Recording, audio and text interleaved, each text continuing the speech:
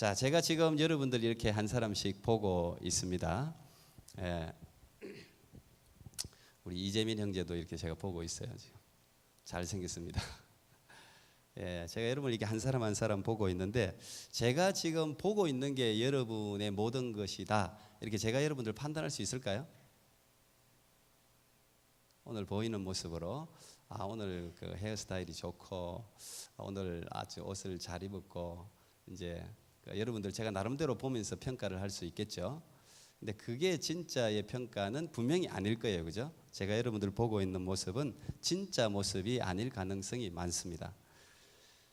진짜 여러분들의 모습은 어쩌면 겉으로 드러나는 모습도 진짜 모습 중에 일부이겠지만, 진짜 모습은 보이지 않는 내면, 여러분이 가지고 있는 생각, 인생의 가치관, 여러분들이 품고 있는 인생의 목표, 인생의 목적, 아마 그런 것들이 총괄적으로 여러분의 나는 이런 사람이다 라고 말할 수 있는 요소일 겁니다.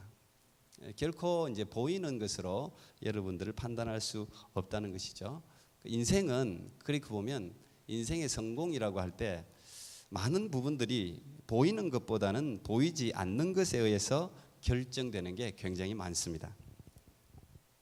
저는 인생이란 그 사람의 인생을 가늠하려면 그 사람이 가지고 있는 인생의 목적, 인생의 목표, 그 사람이 가지고 있는 삶에 대한 가치, 저는 이런 것들을 들여다봐야 그 사람의 인생에 대해서 평가할 수 있다고 생각합니다.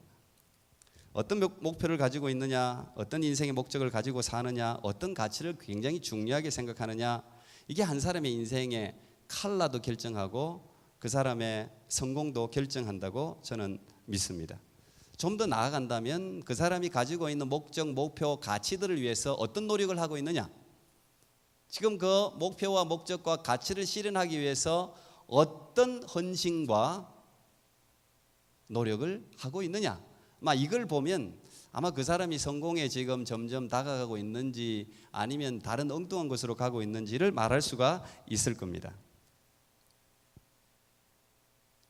그런데 대부분의 사람들은 결국 영원하지 않은 물질적 세계에 마음을 두고 살아가는 사람들이 많아요. 그래서 이 시대 현대인들을 한마디로 불안한 시대, 불안을 품고 사는 시대, 돈이 있건 없건 어떤 모습으로 살건 현대인들은 조금씩 전부 불안을 가지고 있어요. 두려움을 가지고 살아가요. 어쩌면 그 중에 그 불안을 우리에게 안겨다 주는 중요한 요소 중에 하나가 우리가 마음에 품고 있는 영원하지 않은 보이는 물질적인 세계의 목표와 목적을 두기 때문에 불안할 수가 있습니다. 어떤 농부가 밭을 가는데 밭을 이렇게 바르게 잘 가려면 어떤 보이는 목표를 하나 두고 기둥이면 기둥이다, 그래서 그걸 보고 쭉 가면 그래도 흔들리지 않는 목표를 두면 곧게 바르게 밭을 갈 수 있지만, 움직이는 차를 목표로 두고 그걸 가지고 이 밭을 간다고 생각하면 이쪽으로 갔다가 저쪽으로 갔다가 그렇게 될 수 있지 않겠습니까? 아마 우리 인생의 삶의 목표들도 우리가 움직이는 목표, 변하는 목표, 없어질 수 있는 목표, 붙들었다가 놓쳐서 잡을 수 없는 목표, 아마 그런 것들을 붙들고 목적을 두고 살아간다면 우리의 삶은 항상 불안할 것 같아요. 오늘은 잡은 것 같은데 내일은 놓치고. 근데 우리 다 이런 것들을 기본적으로 알면서도 실수를 하면서 사는 게 인생인 것 같습니다.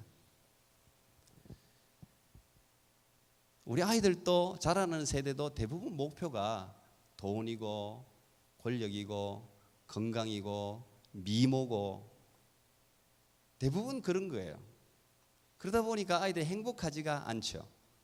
항상 상대 비교를 하게 되어 있습니다. 내가 뭔가를 성취하면 내 옆에 있는 사람은 더 큰 걸 성취해요. 그러면 상대적으로 나는 불행하게 느껴집니다. 제가 오늘 이런 이야기를 선도해 드리는 것은 보이지 않는 세계를 현재를 살아가고는 많은 일반인들이 과소평가하고 있습니다. 보이지 않는 세계는 종교인들에게나 존재하는 세계다, 종교인들이 추구하는 세계라고 생각해요. 그렇지 않습니다. 이 세상은 사실은 보이지 않는 게 훨씬 중요한 부분을 차지하고 있어요. 물론 이 세상의 뭐 물리, 과학의 모든 법칙, 이 모든 것들도 사실은 보이지가 않죠. 보이지 않는 세계에 대해서 우리가 과소평가하거나 그것을 평가절하하면 안 된다는 이야기. 그 부분에 우리는 좀 더 관심을 가져야 한다는 것입니다. 아직 나타나지 않는 미래에 대한 그림. 여러분, 우리의 미래가 아직 드러나지 않았잖아요. 어떻게 될지 아무도 모르잖아요. 그런데 어떤 사람은 그 미래를 보고 있잖아요. 보이지 않지만 그걸 보는 것 같이 붙들고 있지 않습니까? 그 미래를 현실에 성취하고 드러내기 위해서 계속 달려가는 사람들이 있잖아요. 근데 미래는 그 사람에 의해서도 성취가 되는 것이거든요. 그것은 보이지 않는 자산입니다. 굉장히 중요한 원동력이고 힘일 수 있습니다. 그것이 오늘 현실을 결정하게 되는 것이죠. 오늘 여호수아가 마지막 유언을 남기고 있습니다. 이제 여호수아 우리 1장부터 지금 24장까지 제가 6개월 넘게 25번째 오늘 말씀인데, 이 여호수아가 그들에게 마지막으로 부탁하는, 이제 곧 죽음을 앞두고 있는 노인입니다. 자기와 비슷한 연령이 아무도 없어요. 전부 다 죽었어요. 광야에서 다 죽었어요. 좀 불행하죠. 저희 할아버지도 100세 넘게 장수를 하셨는데, 그 젊은 사람들이 한 명, 두 명 이렇게 세상을 뜰 때마다 이렇게 제게 뭐 직접적으로 말씀하지는 않았지만 상당히 마음에 허한, 알고 있는 사람이, 더 젊은 사람이 한 명 한 명 세상을 떠나는 걸 다 봤잖아요. 동네에서, 우리가 사는 그 동네에서 제일 오래 사셨거든요. 그것도 참 힘든 일입니다. 마음이 힘든, 오래 사는 것도 힘든 일이에요. 여호수아는 지금 친구가 없습니다. 겨우 갈렙 한 명, 갈렙도 후배입니다. 어쨌든 그 밑으로 세대를 데리고 전쟁을 하고 이제 겨우 이제 그 땅에 안식이 오고 마지막으로 죽음을 예고하고 다 모든 이스라엘 백성들을 모아놓고 예언하는 장면이 24장이지 않습니까? 여기서 여호수아가 가장 중요한, 자기가 100세 넘게 살면서 깨달은 가장 중요한 교훈, 진리를 그 후손들에게 전해야 하지 않겠습니까? 그 중요한 원리, 그 목표, 바로 그게 오늘 우리가 함께 나누려고 하는 그 말씀의 포인트인데요. 인생의 방황은 하나님을 만나면 끝이 난다, 뭐 이런 이야기가 많이 회자하더라고요. 인생의 방황은 하나님을 만나면 끝이 난다. 맞습니까? 맞습니까, 여러분? 인생의 방황 끝이 났습니까? 그런 줄 믿습니다. 예, 하나님 만나면 끝이 나요. 신앙의 방황은 또 좋은 교회 만나면 끝이 난대요.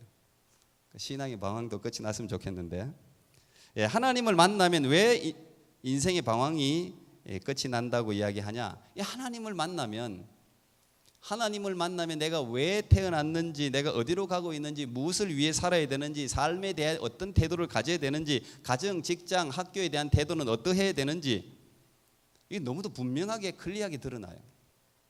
하나님이 그 부분에 대해서 여러 분야를 통해서 우리에게 말씀하셨어요. 우리가 어디서 왔는지, 어디로 가는지, 내가 왜 살아야 되는지, 무엇을 하며 살아야 되는지, 어디에 마음을 두고 살아야 되는지, 무엇을 하며 살아야 되는지, 직장에 들어가면 직장에 대한 태도를 어떻게 가져야 되는지, 가정에 대한 태도를 어떻게 가져야 되는지, 친구와의 관계를 어떻게 해야 되는지, 원수와의 관계를 어떻게 해야 되는지 다 성경이 이야기하고 있잖아요. 너무 분명한 거예요. 방황이 끝이 날 수밖에 없어요. 하나님을 제대로 만나기만 하면. 그래서 저도 제가 소원이 우리 아이들 전부 하나님을 인격적으로 만났으면 좋겠다, 성령 체험했으면 좋겠다. 아무리 여러분 how to do, 아무리 방법을 가르쳐도 그건 자꾸 틀려요. 시대가 가면 틀리고, 2017년이 틀리고, 2018년이 틀리고, 커리큘럼이 계속 틀려지고, 다 틀려져요. 오늘 여기서는 이게 에티켓이고 예의였는데 저기서는 또 다르고, 다 기준들이 뭐 세상 기준이 왔다 갔다 하잖아요. 근데 이 하나님을 만나면, 인격적으로 하나님을 만나면, 성령을 충만해지면 이게 전부 다 모든 상황에 따라서 바르게 판단하고 바르게 살아갈 수 있어요.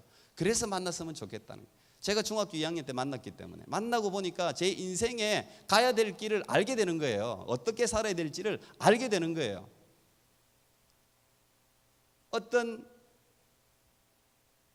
분야에서 어떻게 활동해야 되는지 그 저절로 알게 되는 거예요. 그래서 하나님을 만난다는 것은 굉장히 중요합니다. 저는 여러분과 여러분의 자녀들이 다 하나님을 만날 수 있기를 축복합니다. 인생은 결국 선택의 문제입니다. 우리가 인생을 살아가면서 모든 일을 다 할 수는 없어요. 솔로몬 같은 사람이 자기가 그래도 마음에 원하는 거 눈에 보이는 대로 한번 다 해봤다. 대단한 복을 받은 사람입니다. 어떻게 여러분 마음에 하고 싶은 것, 눈에 보이는 것을 다 할 수가 있겠어요? 그런 여건도 되지 않고 능력도 되지 않고 솔로몬은 그걸 다 했으니 진짜 축복받은 사람이죠. 우리가 모든 걸 다 할 수는 없어요. 결국 인생은 어떤 것을 선택하며 사는 삶이에요. 우리 학생들도 이제 이 중고등학생들, 뭐 초등학생들 이렇게 보면 다 이제 국가에서 정해놓은 공립, 그 퍼블릭 스쿨은 뭐 다 모두가 해야 되는 정규 과정이니까 그걸 할 때는 사실은 다 학교를 다니니까 비슷비슷하게 뭐 무슨 걱정이 있어요. 친구고 다 이렇게 살아가는 것 같지만 이런 벌써 고등학교를 졸업하면서부터 그들의 삶은 개입이 생기기 시작합니다.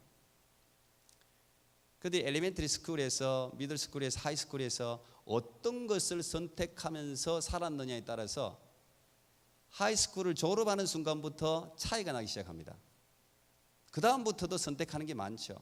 대학을 가든 안 가든 어쨌든 우리는 계속해서 뭔가를 선택하면서 사는데 자기가 뭘 선택하면서 살았느냐가 그의 삶의 내용입니다. 결과입니다. 결국 인생에 대한 그림은 수많은 선택에 의해서 완성이 됩니다. 자기 인생에 대한 그림은. 우리는 내가 원하든 원하지 않든 참 많은 선택을 하면서 살아왔어요. 아이들도 마찬가지예요. 내가 숙제할 건지 안 할 건지 이거 선택이에요. 그것도. 내가 오늘 놀 건지 공부를 할 건지 선택입니다. 그 별거 아닌 것 같지만 그게 다 선택이에요. 그게. 시간은 우리 모두에게 공평합니다. 하루 24시간 다 똑같아요. 결국은 선택하면서 시간들을 보내야 되는 거예요. 다 자신이 선택하는 거예요.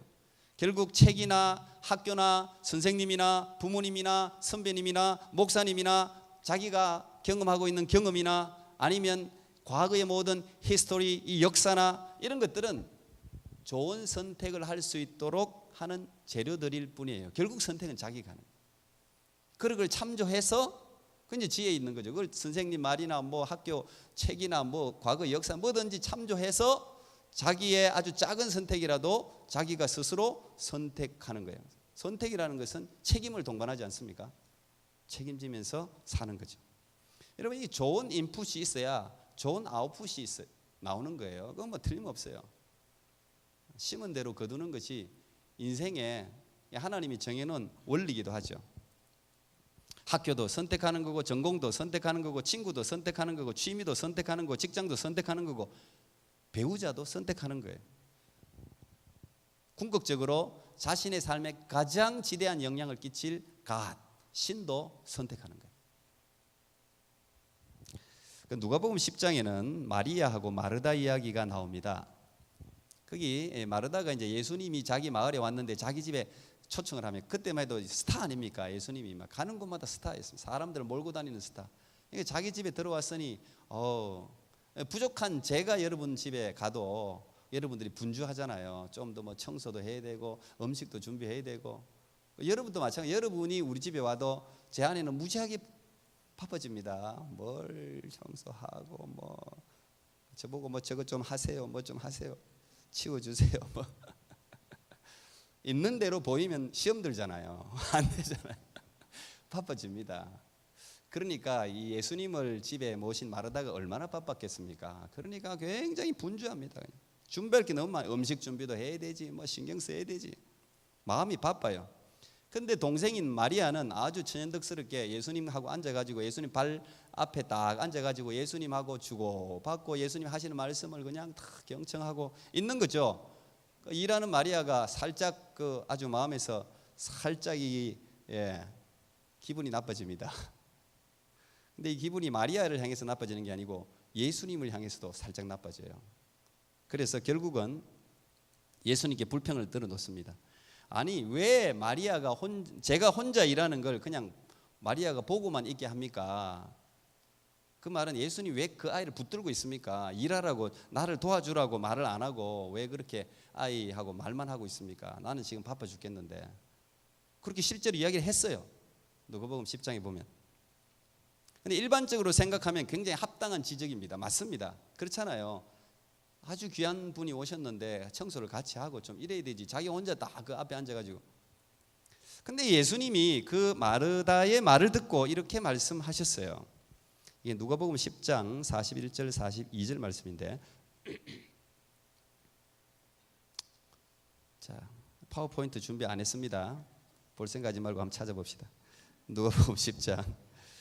제가 계속 파워포인트만 하니까 성경을 안 찾는 것 같아서 누가복음 10장 찾아보세요.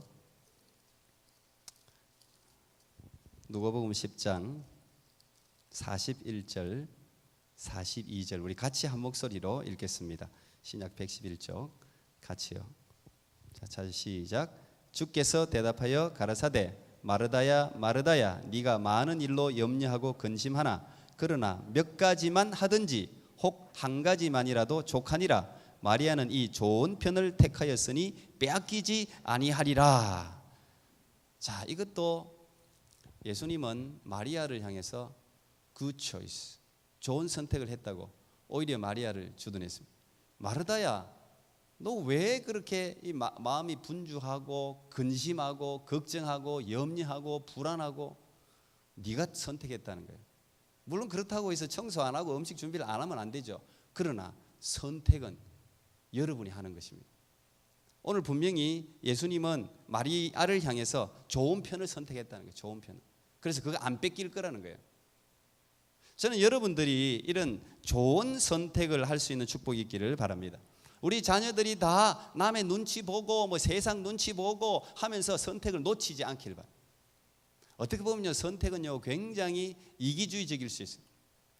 그러나 좋은 선택을 놓치면 안 돼요. 여호수아가 죽기 전에 이스라엘 백성들에게 지금 너희가 오늘날 섬길 신을 선택해라 이렇게 지금 종용하고 있잖아요. 근데 여러분 이렇게 생각해 보면 이 진짜 영원한 생명과 죽음이 왔다 가는 하는 선택 아닙니까? 하나님을 예수 그리스도를 믿어야 구원을 받고 천국을 가는 것이고 믿지 않으면 구원에서 멀어지는 거잖아요. 그러면 하나님이 모든 사람을 사랑하신다면 그냥 강제로 선택권을 주지 말고 모두가 예수님을 믿게 자동으로 믿게 만들어 놓았으면 얼마나 좋겠어요. 선택권 주지 말고 다 예수님을 믿게 자동으로 그냥 오토매틱으로 다 믿을 수 있도록. 근데 그렇게 하지 않으셨어요. 하나님은 그렇게 하지 않으셨어요.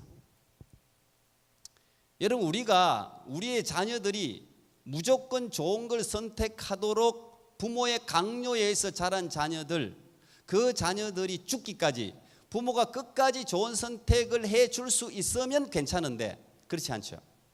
그게 문제가 있습니다. 그래서 부모의 강요에 의해서 모범생이 된 아이들은 반드시 나중에 사고가 칩니다. 부모 곁을 떠나는 순간 자기 스스로 선택해야 되는 순간 그 아이들은 능력 상실이에요. 좋은 선택을 할 수 있는 능력을 이미 상실해 버렸어요. 부모가 다 선택해 줬기 때문에. 그것은 그 자녀를 위한 길이 아니잖아요. 그래서 진짜 자기 자녀를 사랑하는 부모라면 아이가 선택할 수 있게 합니다. 그런데 아이에게 아무런 정보를 주지 않고 선택하게 하지는 않습니다. 오늘 두 가지를 이 선택에서 생각해야 되는데, 하나는 하나님이 우리의 자유의지를 존중하셔서 우리가 하나님조차도 영생까지도 선택할 수 있는 선택권을 주셨다는 것, 그거 하나와, 두 번째는 그러나 선택권을 줬다는 것이 네가 우상을 선택하고 죽음을 선택하고 네 마음이다 그렇게 놔두셨다는 게 아니라는 거예요. 보통 부모가 자녀들을 보면서 저쪽으로 가면 분명히 잘못된 거예요. 저걸 선택하면 안 돼. 그런 거는 보통 협박 비슷하게 합니다. 우리가. 야, 너 그리 하면 어떤 어려움이 있다는 것을 다 이야기하고 그 아이가 결국 이렇게 이야기하죠. 고집을 피우면 그래, 네 마음대로 해. 그럼 네 마음대로 해가 네 마음대로 진짜 하라는 이야기 아니죠. 네 마음대로 하라는 이야기가 네 마음대로 하라는 이야기가 아니잖아요. 부모가 네 마음대로 해 그러면 그건 무서운 최종 그냥 아이들에게 그 이야기하는 거예요. 네 마음대로 하라는 것은 잘못된 걸 선택하라는 게 아니라 좋은 것을 선택을 해야만 한다는 거예요. 오늘도 마찬가지예요. 이 여호수아가 둘 중에 하나를 선택하라고 자유롭게 선택을 준 게 아니라 하나님을 선택해야만 한다는 거예요. 우리가 선택할 수 있도록 선택권을 준다는 것은 인격적으로 인간을 대하는 자세 아닙니까? 내가 강요하고 너 무조건 내가 지어주는 것만 해야 돼. 이건 그 아이의, 그 사람의 인격을 완전히 무시하는 행위잖아요. 그건 하나님의 속성하고 맞지 않아요. 하나님은 얼마나 인격적입니까? 성령님은 얼마나 인격적입니까? 우리의 마음을 하나하나 다 자상하게 배려하지 않습니까? 저는 제가 가끔씩 급할 때 기도하는 게 이런 기도가 있습니다. 하나님, 목사 체면 좀 세워주세요. 여기서 또 아주 수치를 당하면 상당히 목사 체면이 말이 아니고, 목사 체면은 곧 하나님의 체면 아니겠습니까? 하나님, 이게 반쯤 이제 협박 비슷하게. 근데 굉장히 잘 먹혀요, 그게. 하나님이 진짜 체면을 많이 세워주죠. 저는 저만 아는 일이 이거는. 진짜 하나님이 목사가 부끄러움을 당하지 않도록 정말 많이 일상적인 삶에서 굉장히 많이 저를 보호해 주시고 지켜주는 걸 진짜 많이 경험해요. 우리도 그리스도인이 하나님의 자녀들인데 그리스도인이 세상 사람들한테 부끄러움과 수치를 경험해야 되겠습니까? 근데 그런 기도를 하나님이 그렇게 인격적이란 말이에요. 그래서 뭔가의 선택을 억지로 하게 하지 않으시고 선택할 수 있는 자유의지를 우리에게 주셨다는 거예요. 오늘도 이 여호수아가 하는 말은 강력하게 너 둘 중에 오늘날 선기사를 택하라는 것은 우상을 택하라는 이야기가 아니라 너희들이 자유의지를 동원해서 스스로 자원해서 하나님을 반드시 선택하라는 이야기예요.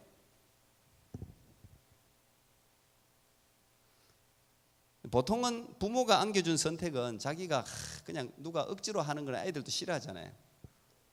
애들 싫어합니다. 근데 자기가 스스로 결정한 일은 스스로가 능동적으로 일을 한다고요. 그래서 스스로 선택하게 해줘야 돼요. 자, 그런데 오늘 우리에게 이런 선택이 어려운 이유가 어디에 있습니까? 선택이 어려운 이유. 보통은 무언가를 선택할 때 어려운 이유는 하나를 선택하면 다른 걸 버려야 되기 때문에 그래요. 둘 다 내가 붙들고 있으면 너무 좋겠는데 이걸 선택하면 이걸 버려야 되는 거예요. 그래서 선택이 어려운 것입니다. 하나님을 선택하면 우상을 버려야 돼요. 세상의 물질 모든 많은 것들을 버려야 돼요. 결혼 배우자도 마찬가지 아닙니까? 나는 그냥 인기가 너무 많아. 남자든 여자든 퀸도 있고 킹도 있고 인기가 너무 많아. 모든 여자들이 모든 남자들이 너무 많이 자기를 따라. 그게 은근히 좋은 거죠. 많은 여자들이 좋아하고 많은 남자들이 좋아하면 좋죠. 그지 지혜야? 남자들이 좋아하면 좋지. 안 좋나? 그걸 즐긴다. 근데 여러분 그걸 평생 즐길 수 있습니까? 결혼을 하면은 결혼 배우자는 한 명을 선택해야 돼요. 자, 이 사람에게 이 선택이 어려운 이유는 뭘까요? 한 명을 선택하는 순간 다른 사람들은 다 버려야 된다는 거예요. 안 버리면 이게 이제 가정이 파탄이 나는 것입니다. 성경은요, 하나님을 결혼에 너무 많이 비유하고 있어요. 그래서 우상을 섬기는 걸 다 음녀를 따라갔다고 구약은 전부 그렇게 표현하지 않습니까? 하나님을 선택하는 순간 우리는 세상의 신들을 버려야 돼요. 오늘 그래서 이 이스라엘도 지금 여호수아가 앞에 하나님이 우리를 위해서 나를 위해서 이 이스라엘 민족을 위해서 어떤 일을 하셨는지를 쭉 이야기하면서 너희들은 섬길 하나님을 택해라. 나와 내 집은 여호와만 섬기겠다. 이렇게 이제 선포를 하지 않습니까? 그럴 때 이 이스라엘 백성들이 전부 하는 말이 우리도 하나님이 이 가나안 땅에서 전쟁할 때 우리를 도와주시고 우리를 보호해 주시고 우리를 여기까지 인도해 주셨는데 우리도 하나님을 섬기겠습니다. 이렇게 대답을 한다고요. 그런데 이 대답은 반은 진실이고 반은 거짓이었어요. 오늘 제가 다 안 읽었는데 19절부터 읽으면 19절을 여러분들이 보시면 이 이상한 말을 여호수아가 합니다. 그들이 분명히 하나님을 우리도 섬기겠다고 말을 했는데 여호수아가 하는 말이 24장 19절 보면 백성에게 너희가 여호와를 능히 섬기지 못할 것은 이렇게 그는 거룩한 하나님이고 질투하는 하나님이고 너희 허물과 죄를 용서하지 않는 하나님이다. 그냥 섬긴다고 했으면 그래 잘했다 아멘 이러면 되는데 왜 이 엉뚱한 말을 할까요? 너희가 여호와를 섬기지 못할 거다. 왜 그런 이야기를 했을까요? 20절, 22절, 23절 계속 그 이유가 설명되어져 있어요. 그들은 하나님을 선택한 것 같지만 반만 선택했어요. 하나님을 선택했다면 다른 건 버려야 돼요. 근데 그들은 우상 이방 신들도 붙들고 있고 가나안의 수많은 신 조각들도 붙들고 있고 하나님도 붙들고, 그러니까 예수님도 믿고 부처님도 믿고 뭐 그런 이야기예요. 예수님이 안 들어주면 부처님께 갔다가, 안 들어주면 또 저 갔다가, 이런 이야기예요. 그래서 여호수아가 하나님은 질투하는 하나님, jealous God. 하나님은 질투하는 하나님. 하나님은 그거 못 본다. 나한테 와서 나 사랑해 사랑해 하면서 뒤에 다른 여자를 또 데리고 있어? 그건 눈 뜨고 어떻게 봅니까? 못 보죠? 볼 수 있습니까? 나를 진짜 사랑한다는 것은 뭐예요? 다른 모든 여자들을 끊는다는 이야기예요. 하나님을 진짜 선택했다는 건 뭐예요? 다른 이방신들을 버린다는 거예요. 그래서 여호수아가 그 이야기를 해요. 너희들이 진짜 하나님을 사랑하고 선택했다면 너희들이 지금 가지고 있는, 품고 있는, 숨겨놓은 모든 이방신들을 다 버려라. 오늘 우리 이 현대 교회의 가장 큰 문제 아니겠습니까? 이게 교회 다 다닙니다. 하나님 섬깁니다. 예수님 믿는다고 이야기합니다. 근데 일부예요. 다른 것도 붙들고 있고 예수님도 붙들고 있는 거예요. 그러니까 능력이 안 나타나요. 오늘 여호수아가 그 이야기를 하고 있는 것입니다. 여러분, 뭔가를 버리고 포기하면 힘들 것 같죠? 남자들은 주로 이제 예수님 믿으면 아유 내가 좋아하는 뭐 술도 못 마시고 뭐도 못 하고 아유 어떤 재미, 무슨 재미로 세상을 살아? 둘 다 붙들고 있으니까 둘 다 재미가 없는 거예요. 하나를 완전히 놓아버려야 돼. 완전히 놓아버려야 돼요. 그래야 이쪽 일이 재밌어요. 희한해요. 둘 다 붙들고 있으면 둘 다 불안해요. 둘 다 불안해. 이거 굉장히 불안하게 살아가는 거예요. 하나를 완전히 놓아버려요. 돌아갈 수 없도록 다리를 끊어버려야 돼요. 그러면 이쪽의 세계에 대해서 눈이 열리기 시작합니다. 아, 이 즐거움을 맛보기 시작하죠. 이 기쁨을 맛보기 시작하죠. 예수님께서 우리에게 주신 자유는 그런 것입니다. 옛날에 한 왕자가 새를, 아주 희귀하고 아름다운 새를 선물로 받았어요. 트위트위라고 하는 이 새인데, 이 새를 위해서 너무너무 사랑스러워서 이 새를 위해서 해줄 수 있는 가장 좋은 것, 황금으로 새장을 지어줬습니다. 새가 좋아할까요? 새는 간청을 했습니다. 저 황금도 좋지만 제게 자유를 주세요. 근데 이 왕자는 새가 너무너무 좋아서 사랑스러워서 그 새를 놓아주질 않았어요. 그러니까 그 새가 왕자에게 부탁을 했습니다. 그러면 제 가족들한테 인사도 못했는데 저 어떤 숲에 가면 제 가족들이 살고 있으니까 가서 제가 여기에 잘 지내고 있다고 말만 좀 전해주세요. 그래서 왕자가 그 소원은 들어줄게. 그래서 그 새가 있던, 가족들이 있는 숲으로 가서 이 트위트위의 안부를 전했습니다. 나하고 잘 지내고 있으니까 염려하지 말라. 근데 그 소식을 듣자마자 여동생, 그 새의 여동생이 나무에서 뚝 떨어졌어요.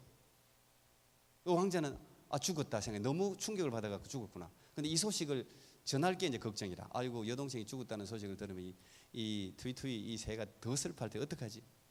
할 수 없이 가서 전했습니다. 내가 네 이야기를 했는데 네 여동생이 나무에 있다가 뚝 떨어졌다. 그 소리를 듣자마자 트위트위가 새장에서 뚝 떨어졌어요. 죽어버렸어요. 그러니까 이 왕자가 너무너무 슬퍼서 새장 문을 열고 그 새를 위해서 이제 장례를 치러줘야 될 거 아닙니까? 밖에 내놓았습니다. 그랬더니 그 새가 갑자기 살아나가지고 왕자님 고맙습니다. 왕자님이 제게 전해준 소식은 희소식이었습니다. 내 여동식이 내가 어떻게 이 새장을 빠져나갈 수 있는 방법을 제게 알려줬습니다. 죽은 척 해라. 고맙습니다. 그럼 휘리리리리리 날아갔다는 이야기입니다. 이게 제가 그 책에서 읽은 이야기인데요. 예수님이 33살의 나이에 자신의 의지를 굴복시켜서 십자가에 못 박혀 죽으셨잖아요. 물론 이 죽음의 의미에 대해서는 많은 설명을 할 수 있습니다. 많은 의미가 있겠죠. 그런데 이 십자가의 죽음이 우리에게 분명하게 가르쳐준 한 가지는 인생의 문제를 다루는 방법이에요. 이게 리차드 범브란트라는 목사님이 하신 말씀이에요. 예수님의 죽음은 우리가 인생에 얼마나 많은 고민과 불안과 하나를 건너가면 하나가 있고, 사실 그렇지 않습니까? 인생에 눈을 감는 순간까지는 계속해서 어떤 문제가 터질 거예요. 그런데 그 인생의 문제를 다루는 방법, 그것은 그 문제에 대해서 죽는 것입니다. 죽어야 자유가 와요. 죽어야.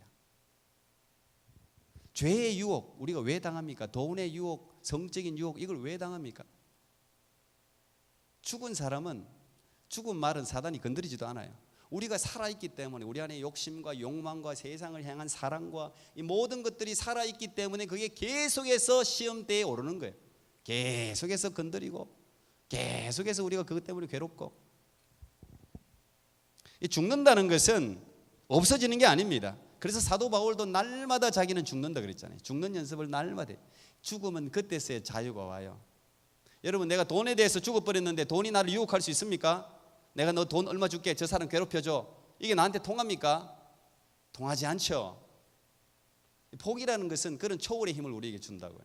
이거 포기해보면 알아요. 이게 놀라운 십자가의 역설 아니겠습니까?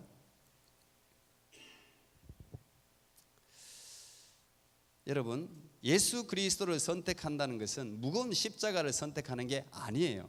예수 그리스도께서 이 땅 가운데서 가지셨던 능력을 소유한다는 의미고, 예수님이 가지셨던 그 자유와 평안을 가진다는 의미예요. 예수님은 그 풍랑치는 배 안에서도 콜콜 주무셨잖아요. 걱정 안 되니까. 이 모든 자연 만물을 하나님이 만드셨다는 것을 아니까 내가 죽지 않는다 이거예요. 풍랑이 아무리 쳐도 나는 죽지 않는다는 거예요. 그런 믿음이 확실히 있으니까 평안을 가질 수 있는 거예요. 어떤 삶의 자리에 있어도 자유를 누릴 수 있는 거예요. 하나님이 우리에게 주고자 하셨다는 것은 이런 물질적인 게 아니라 이런 진짜 돈으로 살 수 없는 자유, 평안, 진리, 영생, 이걸 주시려고 했지 않습니까? 그리고 나머지 세상적인 거 뭐 돈, 권력, 건강, 보너스 그건 아주 보너스예요. 보너스. 그건 하나님은 그 모든 것은 더하여 준다 그랬잖아요. 안 주는 게 아니라.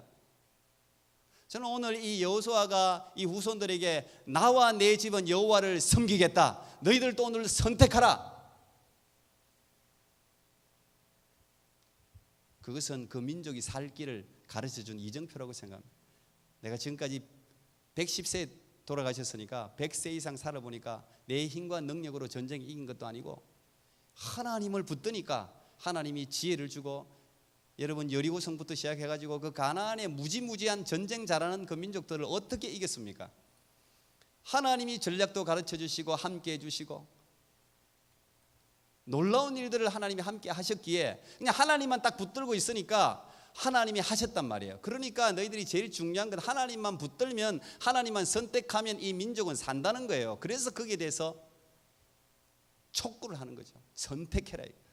마찬가지예요. 우리도 신앙생활을 하고 있지만 여러분 오늘 이 이스라엘 백성처럼 하나님 우리를 하나님 믿으니까 좀 좋은 것 같아, 일도 좀 잘 되는 것 같아, 하나님 가끔씩 기도도 들으시는 것 같아, 마음도 좀 평안해지는 것 같아. 여러분 하나님은 그 정도가 아닙니다. 하나님은 그 정도를 우리에게 그 정도만 주시는 분이 아니라고요. 이것도 붙들고 저것도 붙들고 괴로운 겁니다. 선택해야 됩니다. 그렇다고 뭐 이 세상을 우리가 포기하는 거 아니잖아요. 일단 마음에 선택을 해요. 오늘도 내 마음 내가 확정하고 확정했사오니, 일단 확정을 해야 되는 거예요. 그때부터 새로운 하나님의 세상이, 하나님의 능력이, 하나님의 은혜가, 하나님의 기적이 우리의 삶에 나타나기 시작하는 것입니다. 인생은 선택입니다. 오늘 제가 전부 다 하려고 그랬는데 여기서 마쳐야 돼요. 제가 지금까지 했던 모든 설교를 한번 리뷰를 해주려고 그랬는데 시간이 딱 제가 여기에서 마쳐야 되는 시간이네요. 하여튼 여러분 제 설교가 또 홈페이지에 올라져 있으니까 한번 보세요. 또 저는 제가 했던 설교를 제가 들어도 은혜가 되더라고요. 또 하나님의 말씀이니까 정말이에요. 제가 했던 설교를 제가 들어도 은혜가 돼요. 여러분들이 죽었으니 일어나 가라부터 시작해가지고 지난주 삶이 평안할 때 우리가 해야 할 일까지 제가 진짜 간단하게 하려고 그랬는데 시간이 너무 많이 갔네. 여러분 한번 쭉 여호수아 전체를 한번 돌아보면서 이 여호수아 전체를 통해서 하나님이 우리에게 무슨 말씀을 하셨는가, 한 귀로 듣고 한 귀로 흘리지 마시고 하나님 말씀을 마음에 새기고 그 말씀이 우리의 삶에서 역사해서 세상 사람들이 결코 감당할 수 없는 하나님의 능력을 가진 하나님의 사람으로 일어서서 세상을 변화시키는 하나님의 사람들이 되기를 축복합니다. 기도하겠습니다. 하나님 감사합니다. 오늘까지 여호수아 말씀을 통해서 우리에게 말씀해 주신 주님을 찬양합니다. 하나님, 여호수아는 모세의 종으로 시작해서 이스라엘의 지도자로 하나님의 전쟁을 치른 용장이었습니다. 그러나 그는 어린아이 같이 오직 하나님만 붙들고 진실과 순결함으로 하나님을 섬겼던 하나님의 사람이었습니다.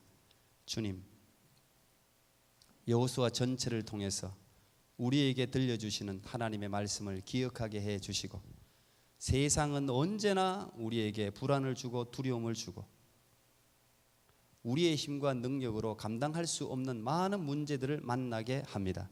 그러나 우리 하나님, 우리를 지으시고 창조하시고 역사를 주관하시는 하나님을 붙들 때 하나님께서 우리가 감당할 수 없는 것까지 능히 이기게 하실 줄 믿습니다. 그래야 새로운 찬송이 우리 모든 성도들의 삶에 지어져서 항상 기뻐하고 감사하는 모든 삶의 주인공들이 되게 하옵소서. 예수님 이름으로 기도하옵나이다. 아멘. 우리 그 자리 다 일어서서 봉헌하겠습니다.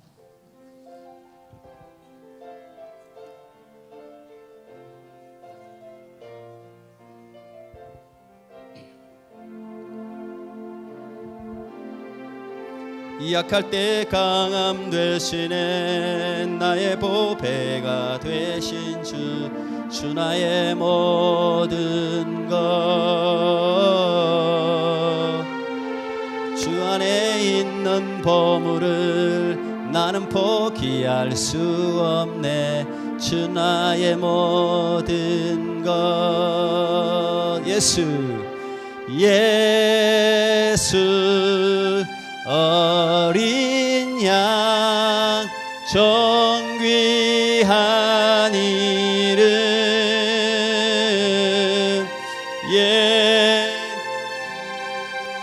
어린 양 정귀한 이름.